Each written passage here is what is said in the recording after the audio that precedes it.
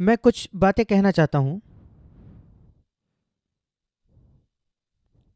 7 क्षेत्र है जहाँ एनी मेरी पत्नी, मैंने उसे देखा है, वो उसकी सेवकाई में कैसे बढ़ी। कई लोग ये चाहते हैं या कहते हैं कि क्या ही अद्भुत है। देखिए, एक समय मैं एक अस्वीकृत झूठा शिक्षक माना जाता था, पर अब दुर्भाग्यपूर्ण संसार में कई लोग मुझे जानते हैं। ये एक ऐसी कीर्ति है जो मैं नहीं चाहता। मेरे उद्धारकर्ता को तिरस्कार किया गया था और मैं उसी मार्ग से चलना चाहता हूँ, पर कई लोग मुझे पुलपिट में देखते हैं और कहते हैं क्या ही सौभाग्य की बात है कि ऐसे पुरुष की पत्नी बने जिसके पास इतनी लोकप्रियता है और जो सेवकाई उसकी रही है कई वर्षों में। मैं आपको बताना चाहता हूँ वो बाइबल अध्ययन के द्वारा नहीं आई, वही मैं आपको आज बताना चाहता हूँ। उसकी सेवकाई किस प्रकार आई। सबसे पहले मैं 7 बातें कहना चाहता हूँ। सबसे पहले, एक जवान बहन होने के नाते 16 वर्ष की जब वो थी, वो बिल्कुल जकड़ी गई जब वो एक कुष्ठ रोग के अस्पताल में गई। वो पूरे जगह एक ट्रेन में उसने सफ़र किया महाराष्ट्र तक। उन दिनों में सुरक्षित होता था 16 वर्ष की लड़कियों के लिए ट्रेन में जाने के लिए, कुन्नूर से लेकर। और वहां उसने देखा इन लोगों को जो कुष्ठ रोग जिनको हुआ था, उनके हाथ और सब कुछ, और उसके हृदय में बहुत बड़ी लालसा आई कि वो उनकी सेवकाई करे किस प्रकार से। और वहां कोई स्त्री डॉक्टर नहीं थी जो कभी उस कुष्ठ रोग के अस्पताल में आई थी, क्योंकि लोग नहीं चाहते कि वो कुष्ठ रोगियों के साथ काम करे, क्योंकि उसकी कोई इलाज भी नहीं था। और उसने तय किया कि वो एक डॉक्टर बनेगी। सोच कर देखिए क्यों आज लोग डॉक्टर बनना चाहते हैं। आप उस कारण को जानते हो, वो क्यों एक डॉक्टर बनना चाहती थी। वहां शुरुआत होती है उसके सेवकाई के रहस्य का। अगर आपके पास ऐसी लालसा है तो परमेश्वर आपको भी एक सेवकाई देगा। परमेश्वर के साथ कोई पक्षपात नहीं है, सब उसके सामने समान है उसके पेशे के चुनाव में। और जब उसका ग्रेजुएशन हुआ, उसके क्लास के सब लोगों ने अमेरिकन कॉलेज की परीक्षा देकर वो अमेरिका चले गए। वो महाराष्ट्र में गई, एक दूर के गांव में जहां बहुत सांप थे और सांप कुष्ठ रोगियों को वहां भेजा जाता था, और वहां के मिशन में वो काम कर रही थी। वो ये पहली बात है। दूसरी बात, उसके पति के चुनाव में आप में से कईयों ने पतियों को चुना है। क्या आपने कभी ऐसे पुरुष को चुना जिसकी कोई तनख्वाह नहीं थी, जिसके पास कोई बैंक अकाउंट नहीं था।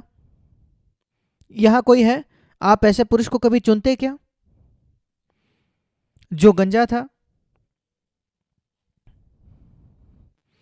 और इकलौती बात उसके विषय में थी, वो प्रभु से प्रेम करता था। आप में से कई माता पिता हैं, क्या आप अपने बेटी को ऐसे पुरुष को दोगे, यद्यपि वो प्रभु से प्रेम करता हो। वो कैसे उसको आधार देगा, कैसे सपोर्ट करेगा। यहां एक डॉक्टर थी जो हजारों रुपए कमा सकती थी, लाखों रुपए कमा सकती थी। मैं नहीं सोचता ऐसा एक भी लड़की यहां होगी जिसने एक ऐसे पुरुष को चुना है जिसकी तनख्वाह ही नहीं थी, किसी भी प्रकार की तनख्वाह, जो किसी मसीह संगठन का भाग नहीं था, जिसके पास कोई बैंक में पैसे नहीं थे बचाए हुए और कोई तनख्वाह भी नहीं थी। और उसके पति के चुनाव में यह बात है जो परमेश्वर ने देखी, और उसमें से एक सेवकाई आती है। और यह बहुत ही दिलचस्प है। मैं आपको एक छोटी कहानी बताना चाहता हूं। जब वो उसके अंतिम वर्ष में थी मेडिकल कॉलेज में, उसका सबसे अच्छा विषय था प्रसूति और स्त्री रोग, और उसकी अपेक्षा थी कि वो उसके वर्ग में पहली आएगी, उसके कक्षा में उसके सबसे ज़्यादा नंबर आएंगे। पर उसको रिटर्न एग्जाम लिखित परीक्षा के बाद उसको मद्रास में जाना था चेन्नई में। उन दिनों में उसको मद्रास कहा जाता था, जहां वे प्रैक्टिकल टेस्ट करते थे। आपको एक पेशेंट को देखना होता था, और सारे जो विद्यार्थी वेल्लोर से उन दिनों में मद्रास जाते थे, और उसका नाम, क्योंकि वो ए से शुरू होता था, उसका उस पंक्ति में पहला नाम था। वो प्रोफेसर को जाकर देखना था जो उसकी परीक्षा लेने वाले थी। 2 लोग थे, एक स्त्री एक पुरुष, और वो जो स्त्री थी वो गैर मसीही थी। और उसने एनी को देखा जिसने कोई आभूषण नहीं पहने, गहने नहीं पहने, साधारण सफेद कपड़े, साधारण कपड़ों के साथ, और वो जान गई कि एक मसीही है। और वो उन लोगों से नफरत करती थी जो सीएमसी वेल्लोर से आते थे, और उसने उसको बहुत डांटा, बहुत चिल्लाया। वो जो मेडिकल परीक्षा प्रैक्टिकल टेस्ट होने वाली थी वो 5 ही मिनट की थी, और 5 मिनट तक वो बस उस पर चिल्लाते रही, तुम्हें लगता है तुम बहुत बुद्धिमान हो और अपने आप को बहुत ज़्यादा समझते हो। और मैं नहीं जानता उसने क्या क्या कहा, उसने उसको मौका भी नहीं दिया उस प्रश्नों का उत्तर देने के लिए। एक भी मेडिकल सवाल नहीं किया, तुम कुछ काम के नहीं हो, ये वो। और दूसरे व्यक्ति को भी उसको प्रश्न नहीं करने दिया। उसने पूछा, मैम क्या मैं प्रश्न पूछ सकता हूं? नहीं। और बेल बज गई और उसने कहा जाओ। कोई प्रश्न नहीं किया और परिणाम वो फेल हो गई। उसके सबसे अच्छे विषय में वो फेल हो गई और वो वापस आई वेल्लोर में। और स्वाभाविक तौर पर वो निराश हो गई, एक जवान लड़की होने के नाते, जो 21-22 वर्ष की होगी तब। और उसने ये जाना कि जब वो अपने जीवन भर में कभी फेल नहीं हुई थी, वो स्कूल में भी पहले नंबर पे आती थी, और अब पहले बार उसके जीवन में वो फेल हो गई है उसके सबसे अच्छे विषय में। और कैसे वो किसी को बता सकती कि इस व्यक्ति ने तो मुझसे प्रश्न ही नहीं किया, वो सिर्फ मुझसे परेशान थी क्योंकि मैं मसीही थी। ये वो प्रकार की चीजें हैं जो परमेश्वर ने देखी है। पर क्या आपको लगता है परमेश्वर ऐसे व्यक्ति को बिना प्रतिफल के छोड़ेगा? और उस वजह से 3 महीने उसे वेल्लोर में रुकना पड़ा, 3 और महीने, क्योंकि वो फेल हो गई थी। और उन 3 महीनों में मैं वेल्लोर में आया और भाई भक्त सिंह ने हमारे विवाह का सुझाव दिया और मैं उससे मिला। नहीं तो वो महाराष्ट्र में होती उस समय। मैंने उसे बताया मैं उस गैर मसीह लड़की स्त्री डॉक्टर को मिलना चाहता हूं और उसको धन्यवाद देना चाहता हूं कि उसने मेरे पत्नी को फेल किया, ताकि वो 3 महीने वेल्लोर में रुक सके और मैं उसे मिल सका।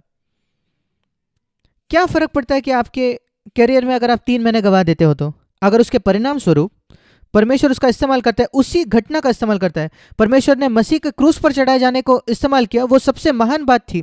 जो शैतान ने सबसे महान बात की, वही परमेश्वर की हुई महान बात हुई। इससे मैं अपेक्षा करता हूं कि आप प्रोत्साहित होते हैं। निराश ना हो कि लोग आपका अगर इनकार करते हैं, आप मसीह हो, सुसमाचार की वजह से परमेश्वर के पास आपके लिए कुछ अद्भुत है।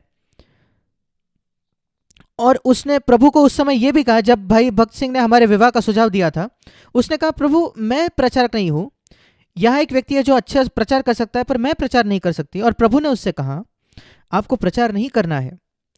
प्रभु ने यही उससे कहा, वो मेरा सेवक है, आपको केवल उसकी देखभाल करनी है, बस उतना ही। और वही उसने 49 वर्षों में किया है। अब 50 वर्ष होने वाले हैं जुलाई में। और फिर तीसरी बात, उसके पति के चुनाव। अब तीसरी बात, पत्नी होने के नाते हर एक पत्नी, हर एक जब उसका विवाह होता है हर एक स्त्री का, मैं आपको बताता हूं हर पत्नी क्या देखती है, क्या चाहती है, कि उसका अपना अपना घर हो। तब तक वो अपने माता पिता के साथ जी रही थी। हर जवान लड़की, मैं निश्चित हूं आप सब जिनका विवाह हो गया, आप चाहते हो कि अपना अपना घर हो। जहां अब आप विवाह हो गए, यद्यपि वो एक ही कमरे का घर हो, उस घर में आप महारानी जैसे रह सकते हो। मैं इतना गरीब था और मैं अमीर कलीसियाओं में नहीं जाता था, मैं किसी संगठन का हिस्सा नहीं बनता था, मेरे पास इतने पैसे नहीं थे कि मैं किराया देकर एक घर लूँ वेल्लोर में। क्या होता है जब आप किराया भी नहीं भर सकते? सौभाग्यपूर्ण मेरे पिता जो थे वो रिटायर हो चुके थे, उनको पेंशन मिलती थी 350 रुपये की प्रति महीना, पर उनके पास एक घर था। और मैंने पिता को कहा कि मैं आपसे पैसा नहीं चाहता, पर उन्होंने मुझसे कहा आप मेरे साथ रह सकते हो। उनके पास एक अधिक कमरा था उस घर में।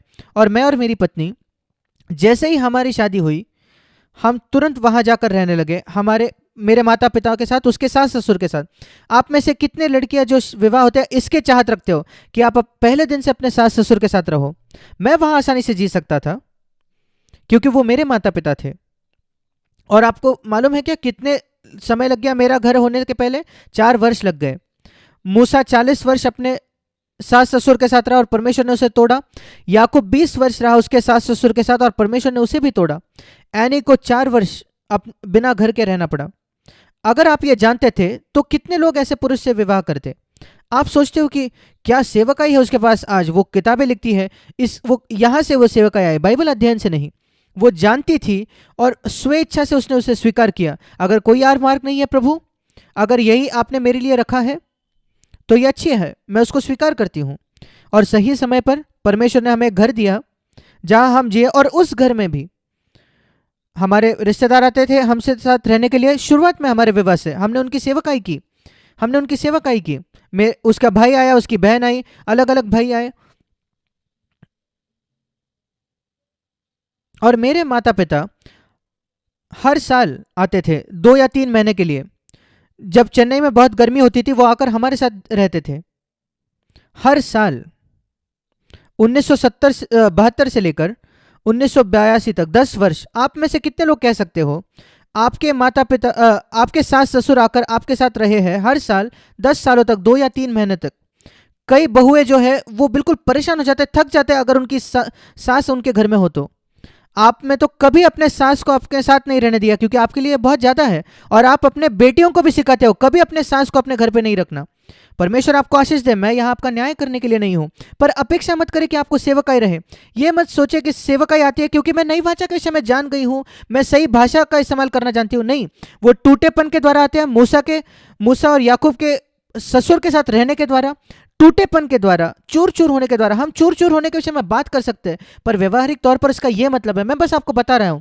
इस वजह से मैं अपने पत्नी की सराहना करता हूं। और फिर ये जो बदलते परिस्थिति आते हैं, हमारे पास बहुत कम था। उसने कभी एक बार भी मुझसे साड़ी नहीं मांगी, मैं कुछ नहीं मांगा मुझसे। वो कपड़े धोती थी क्योंकि हमारे पास वॉशिंग मशीन के पैसे नहीं थे, वो अपने हाथों से कपड़े धोती थी, और जो लोग आकर हमसे साथ रहते थे वो उनके कपड़े भी धोते थे। हमारे पास कई कई विदेशी लोग थे जो हमारे घर में रहते थे। क्या आप जानते हैं उनके कपड़े कौन धोता था? उन्हें लगता था कि हमारे पास वॉशिंग मशीन है, हमने नहीं बताया, एनी ने अपने हाथों से उन्हें धोया। उस प्रकार हमने लोगों को सारे वर्ष में उनकी सेवा की। सीएफसी की शुरुआत से लेकर 1975 से 1979 तक, 1990 तक हमारे पास विदेशी लोग थे जो आकर रहते थे। जवान भाई हमारे साथ रहते थे सभा के बाद, हमेशा लोग उनकी सेवकाई करती थी मेरी पत्नी, ऐसी वो थी। फिर मैं एक चौथी बात कहना चाहता हूं, एक माता होने के नाते जिस प्रकार उसने अपने बेटों को बड़ा किया, उसने अपनी नौकरी छोड़ दी। उसको 1 साल सीएमसी में हॉस्पिटल में काम करना था क्योंकि उसका एक बॉन्ड था, और सारा 1 साल की तनख्वाह उसने अपने पिता को दे दी। हमने तय किया वो देने के लिए क्योंकि उसके 8 छोटे भाई बहन थे जो स्कूल में और कॉलेज में पढ़ रहे थे तब। और उस दिन से उसने कभी पैसे के लिए काम नहीं किया, और इन सारे 49 वर्षों में उसके हमारे विवाह के उसने डॉक्टर होने के नाते 1 रुपये नहीं कमाया, पर सैकड़ों शायद हजारों लोगों की उसने, स्त्रियों की और बच्चों की सेवा की है उसने। और कारण ये था, वो अपने समय को पूरी तरीके से समर्पित करना चाहती थी अपने बच्चों के लिए। क्योंकि मैं भी यहाँ वहाँ जा रहा था, सफ़र कर रहा था। मुझे याद है एक बेटे को चिकन पॉक्स हुआ, 2 चिकन पॉक्स, 3 लोगों को चिकन पॉक्स हो गया, मेरे बच्चों को 3 बच्चों को चिकन पॉक्स, और मैं घर पे भी नहीं था। कभी कभी मैं 5-6 हफ्ते घर से दूर रहता था। आप में से कुछ परेशान हो जाते हैं आपका पति 2-3 दिन चले जाए तो, मैं 6 हफ्ते दूर होता था प्रभु की सेवकाई करते हुए, पैसे कमाने के लिए नहीं, नहीं, प्रभु की सेवकाई करते हुए अलग अलग जगह। और वो घर होती थी, कभी एक बार भी उसने मुझसे नहीं कहा कि आप मत जाइए। उसकी सेवकाई इस प्रकार है। मैं सिर्फ आपको बता रहा हूं कि एक व्यक्ति को सेवकाई कैसे मिलती है। अपने समय को बिताकर वो उनके बच्चों के साथ होती थी, अब बच्चों की देखभाल करती थी, उनके साथ बैठकर उन्हें पढ़ाती थी, उनके विषय जो थे स्कूल में वो पढ़ाती थी और उनके प्रोत्साहन करती थी।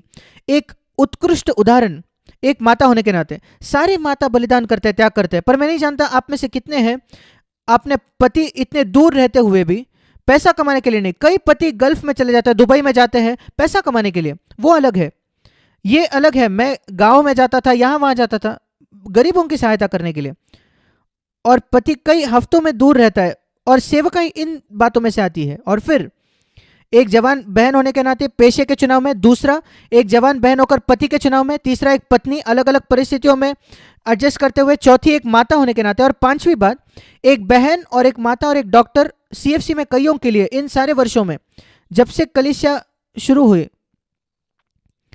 कलीसिया हमारे घर में जब मिल रही थी, कई बार हमारे पास हर दोपहर में भोजन नहीं होता था हर संडे को, क्योंकि उसके लिए समय नहीं था, क्योंकि सभा के बाद सब घर जाते थे। पर कभी कभी लोग दूर दूर से आते थे, जैसे जलाली से दूर जगह से आते थे। हम नहीं जानते थे वो आ रहे हैं, और हम नहीं सोच सकते थे कि हम उनके घर भेज दें। और ये बिल्कुल अनजान लोग थे। एनी उन्हें खाना देती थी घर पे, और वो जाने के बाद मैं ये समझ जाता था कि एनी ने खुद खाना नहीं खाया, क्योंकि उसके उस व्यक्ति को खिलाना था। हम इतने अमीर नहीं थे, जो भी कम हमारे पास था उसी में गुजारा करते थे। कभी कभी हफ्ते में 4 सभाएं होते थे हमारे घर में, संडे सुबह, संडे शाम को, वेडनेसडे और शुक्रवार को। वैसे हमने शुरुआत की। दिन भर हमारी उपवास प्रार्थना होती थी 9 से 3 बजे तक। 1975-76 में जो लोग हैं, लोग जानते हैं कि सीएफसी का जन्म ऐसा होता है। आप समझ सकते हैं, आप में से कुछ माताएं हैं जो परेशान हो जाती है अगर आपके घर में एक महीने में 1 बार सभा हो। ये हमारे घर में हफ्ते में 4 बार सभाएं होते थे। हमारे पास छोटे बच्चे थे, सुनील का तो जन्म भी नहीं हुआ था। सबसे बड़ा बेटा जो था संजय, 1975 में 7 वर्ष का था, 6 वर्ष का था वो। 6 वर्ष का वो था, और 2 वर्ष का और 1 वर्ष का, 3 बच्चे, और फिर सुनील भी हो गया। और इन बच्चों के साथ, और कभी कभी कुछ जवान लड़कियां होती थी बिना किसी समझ के, जो जल्दी आकर उसको परेशान करती थी, किचन में जाकर पूछते थे आपने आज क्या बनाया है। और यहाँ एनी कोशिश कर रही है इन 3 बच्चों को बढ़ाने के लिए, और उसको ये सब सहन करना पड़ा। मुझे याद है एक व्यक्ति, एक पुरुष, उसकी पत्नी उसके माँ के साथ उसकी जमती नहीं थी, और वो घर में रह रहे थे एक साथ। एक दिन वो आया और उसके माँ को बोला हमारे साथ रहने के लिए, सीएफसी का ये व्यक्ति है, एक दिन हमारे साथ रहने के लिए, क्योंकि उसके पत्नी के साथ उसकी जमती नहीं थी। हमने कहा ठीक है। और फिर कभी कभी उस बेटी को तकलीफ होती थी, वो आकर हमारे साथ जाती थी। इस प्रकार के हमने सामना किया शुरुआत में। हम बिल्कुल उसके बारे में नहीं पछताते, क्योंकि मैं उसका परिणाम आज देखता हूं, कैसे परमेश्वर ने उस सेवकाई को आशीष दी है। मैं सिर्फ आपको बताने की कोशिश कर रहा हूं। यह मत सोचे कि केवल नई वाचा को समझने की बात है, या मैं उस विषय में सब जानता हूं और अच्छी बातों को प्रचार करना, संडे को हमारी हमारी कल्पनाएं प्रचार करना, नहीं, ये बहुत चलता है, बहुत अलग है। असली सेवकाई इन सारे बातों से नहीं होती। वो है चुपचाप बलिदान करके, पर्दों के पीछे त्याग करके। और जो कितने लोग हैं, वो एक दिन बिताती है जब हम तमिलनाडु जाते हैं, उसके पहले सब दवाइयाँ इकट्ठा करते हुए जो उसे उन लोगों को देना है, गरीब लोगों को, हम वैसे जाते हैं। और तूतुकुड़ी में मैं जानता हूं, सब कहते थे अगर आप जानना चाहते हो कि ट्रेन में से उतरने वाली एनी सिस्टर कौन है, तो एक व्यक्ति जिसके पास छोटी सूटकेस होगी और दूसरी बड़ी बैग होगी, और बड़ी बैग पूरे दवाइयों से भरी हुई होती है, वो एनी सिस्टर है।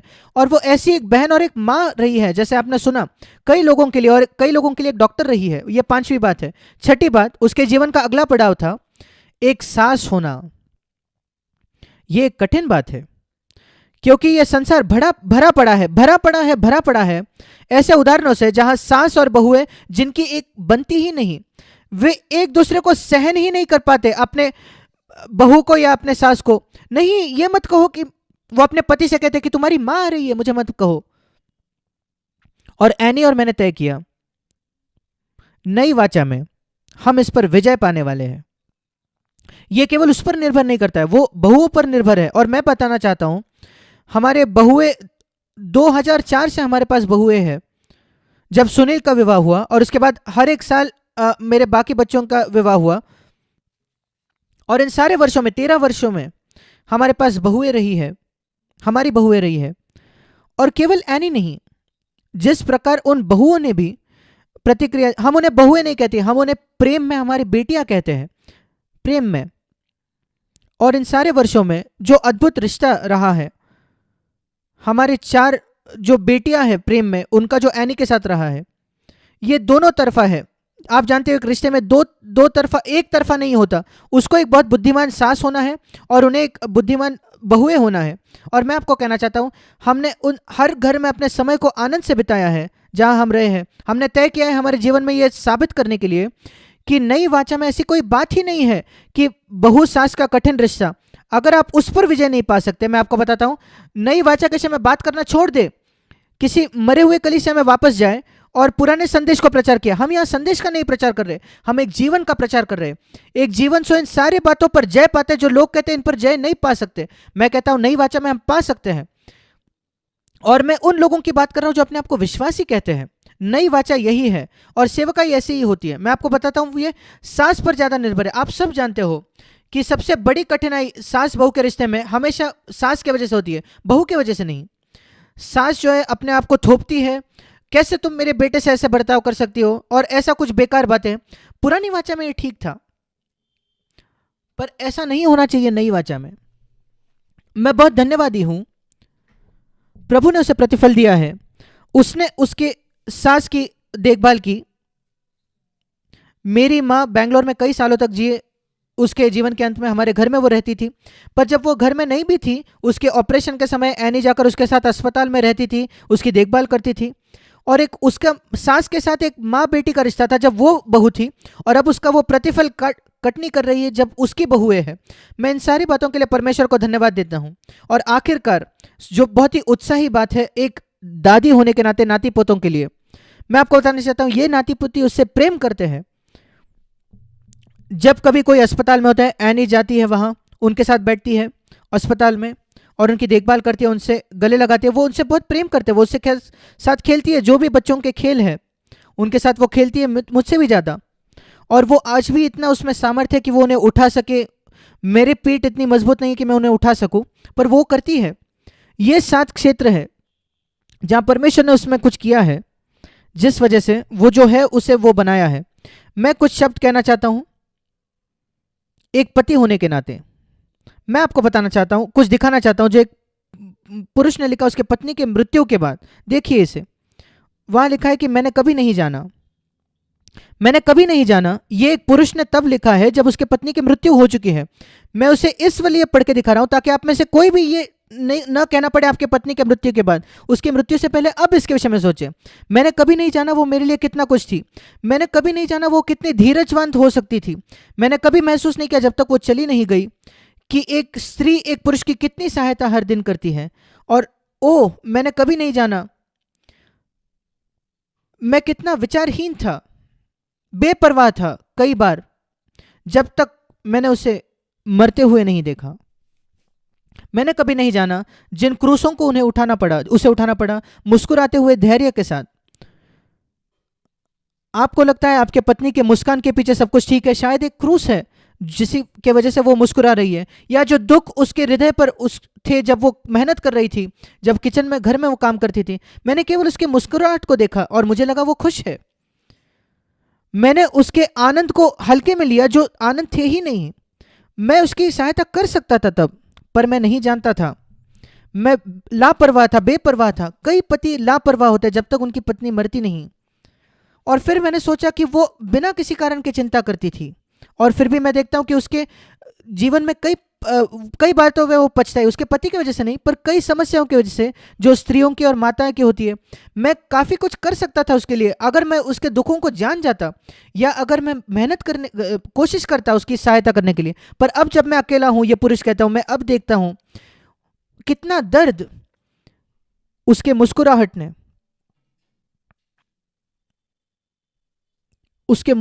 ने मुझसे छुपाया। मैंने कभी नहीं जाना मैंने कितना उस पर मैं निर्भर था, उस छोटी स्त्री पर, जब तक कि मैंने उसे गया हुआ नहीं पाया। कितना उसका धैर्य, उसकी कोमलता और उसकी खुशी मेरे लिए क्या मायने रखती थी इन सारे शुरुआती वर्षों में। कितनी छोटी बातें वो मेरे लिए करती थी ताकि मेरा मार्ग अच्छा बन जाए। काश मैंने कभी नहीं जाना। मैं इसे अब कभी कभार पढ़ता रहता हूं। मैं सतर्क रहना चाहता हूं उन बातों के लिए, और मैं आशा करता हूं आप सब जो पति हो आप भी सतर्क रहोगे आपके पत्नी की मृत्यु के पहले। उन शब्दों को तब ना कहे, बाद में।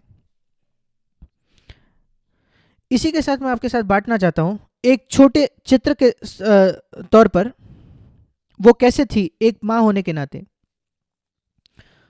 एक माता की कहानी।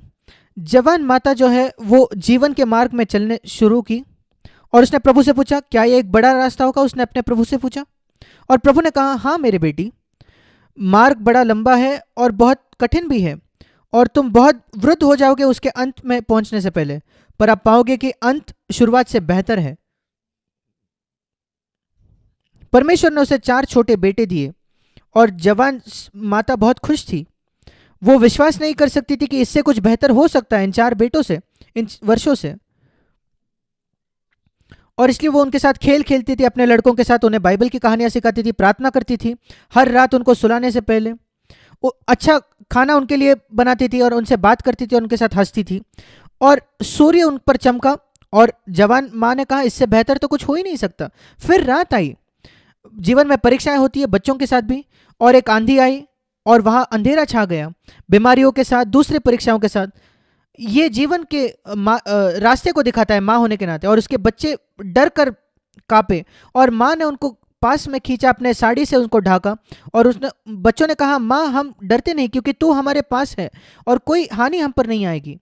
और फिर सुबह आई और एक झील थी जिसको पार करना था, एक बड़ा पहाड़ जिसमें चरित्र का निर्माण होना था, उसे चढ़ना था। वे उस झील को पार कर गए, पर बच्चे थक गए जैसे वो उस पहाड़ पर चढ़ रहे थे। माँ भी थकी हुई थी, पर वो दिखा नहीं सकी क्योंकि बच्चे निराश हो जाते थे, और इसलिए वो अपने लड़कों को कहते रही थोड़ा धैर्य और हम शिखर पर पहुंच जाएंगे जल्द ही। और इसलिए माता ने उसकी सहायता की और वे चढ़े, और आखिरकार वे शिखर पर पहुंच गए। और लड़कों ने कहा ये चरित्र निर्माण का पहाड़ है। लड़कों ने कहा माँ हम ये नहीं कर पाते तुम्हारे बिना। उस रात में जब माँ लेटी, उसने तारों को देखकर कहा, उसके बच्चे सोए हुए थे, ये एक बेहतर दिन था आखिरी दिन से, क्योंकि मेरे बेटे अब सीख गए हैं कठिनाइयों का सामना करना। हम चाहते हैं कि हमारे बच्चे कठिनाइयों का सामना करें। कल प्रभु ने उन्हें धैर्य दिया, आज उन्हें चरित्र का सामर्थ्य दिया है प्रभु ने। अगले दिन अलग अजीब बादल पृथ्वी पर छा गए। ये दूसरी बात है जो हमारे बच्चों ने सामना किया और एनी ने भी किया। जलन का, दूसरों से नफरत का, क्योंकि हम कलीसिया होने के नाते जो जिस बातों के लिए खड़े होते हैं, और जलन के लिए कैसे परमेश्वर हमारे बच्चों को आशीष दे रहा था। और 4 जो लड़के हैं वो अंधकार में लड़खड़ाए और वे कंफ्यूज थे, विचलित थे। और माँ ने कहा ऊपर देखो, उस ज्योति पर अपने आंखें लगाए। और लड़कों ने ऊपर देखकर परमेश्वर के प्रेम की ज्योति को देखा। उस ज्योति ने उन अंधेरे में उनका मार्गदर्शन किया। उस रात माता ने कहा यह सबसे अच्छा दिन था, क्योंकि मेरे बेटे अब सीख गए हैं उन लोगों से प्रेम करना जो उनसे नफरत करते हैं। वो दिन महीने बन गए और महीनों के वर्ष बन गए, और माँ वृद्ध हो गई और निर्बल हो गई। पर उसके 4 बेटे अब लंबे हो गए थे और मजबूत हो गए थे, और उन्होंने बहुत कुछ हासिल किया था। सबसे ऊपर वे प्रभु के साथ चलते थे, और अब जब मार्ग में कठिनाई होती थी तो वे उनके माँ को उठाते थे अपने हाथों में। लड़कों का विवाह होगा 4 सुंदर लड़कियों के साथ जो भी प्रभु से प्रेम करते थे, उनके बच्चे हुए, लड़के और लड़कियां। नाते पोती अब इंतजार करते हैं कब दादी आएगी, उसकी मुस्कुराहट और उनके प्रेम की वो लालसा रखते थे।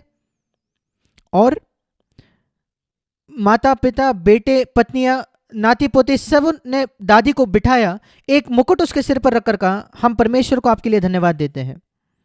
फिर ऊपर बादलों में उन्होंने एक उज्जवल नीले रास्ते को देखा और एक सुवर्ण फाटक स्वर्ग के प्रति, और माने जाना कि वो एक दिन जीवन के अंत में आ रही है। और वो कहती है अब मैं देखती हूं कि जैसे प्रभु ने कहा अंत शुरुआत से बेहतर है, यद्यपि उसमें कई परीक्षाएं थी, क्योंकि अब मेरे बेटे प्रभु के साथ चल सकते मेरी सहायता के बिना। वे उनके बच्चों की भी सहायता करेंगे यही करने के लिए। और फिर उसने घुटना टेक कर प्रार्थना की, प्रभु धन्यवाद मेरी सहायता करने के लिए, जिस काम को तूने दिया था उसे अंत करने के लिए। और उसके बेटों ने कहा माँ तुम अकेले नहीं जाओगी वहां, एक दिन हम सब उन फाटकों में से प्रवेश करेंगे जब यीशु आएगा। आप हमारे से पहले नहीं जाओगे, पर हम कभी आपको नहीं भूलेंगे। आपके उदाहरण, आपकी प्रार्थनाओं की वजह से हम जो है वो है। हम कभी उस स्वादिष्ट भोजन को नहीं भूलेंगे जो आपने हमारे लिए बनाया, जो कपड़े आपने हमारे लिए धोए, जो आपका ठंडा हाथ हमारे माथे पर होता था जब हम बीमार थे, कैसे आप हमारे साथ हंसी मजाक करते थे, कैसे हमारे दुखों में आप हमारे साथ रोते थे। सबसे ऊपर कैसे आपने दिखाया कि यीशु हमसे प्रेम करता था, जैसे आपने हमारे लिए सब कुछ बलिदान किया। आप ही वो जगह हो जहाँ से हम आए, आप ही हमारा पहला घर थे, आप ही थे जिन्होंने हमें चलना सिखाया, आप हमारा पहला प्रेम थे, और आप ही ने हमें प्रभु से प्रेम करना सिखाया। हम परमेश्वर को आपके लिए धन्यवाद देते हैं, हम आपसे प्रेम करते हैं। एक दिन ये माँ प्रभु को मिलेगी बादलों में, उसके प्रभु को, और वो प्रभु कहेगा हे मेरे भले और उत्तम दास, तूने अच्छा किया, तू एक उत्कृष्ट माँ थी इस पृथ्वी पर, अपने प्रभु के आनंद में प्रवेश कर। यही उस बातों का अंत है। मैं केवल एक और बात कहना चाहता हूं, और वो है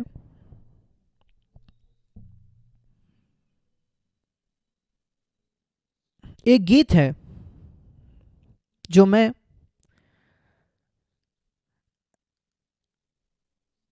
अपने पत्नी के लिए गाना चाहता हूं, और अगर आप मेरे साथ धैर्य रखें तो उसका शब्द है कि आप कभी बूढ़े नहीं होगे। You will never grow old with God's love in your heart. Time may silver your lovely hair, God will still be with you everywhere. So keep God's love in your heart. वही मार्ग है कभी भी बूढ़ा नहीं होने के लिए। मैं परमेश्वर का धन्यवाद देता हूँ तुम्हारे लिए, जो मेरी प्रिय पत्नी तुम जो हो, मेरे साथ खड़े होने के लिए, मेरे साथ सहन करने के लिए, मुझे सहन करने के लिए, मेरे बेटों की माता होने के लिए, जिसकी वजह से मेरा जीवन बड़ा उत्साही रहा है। परमेश्वर आपको आशीष दे।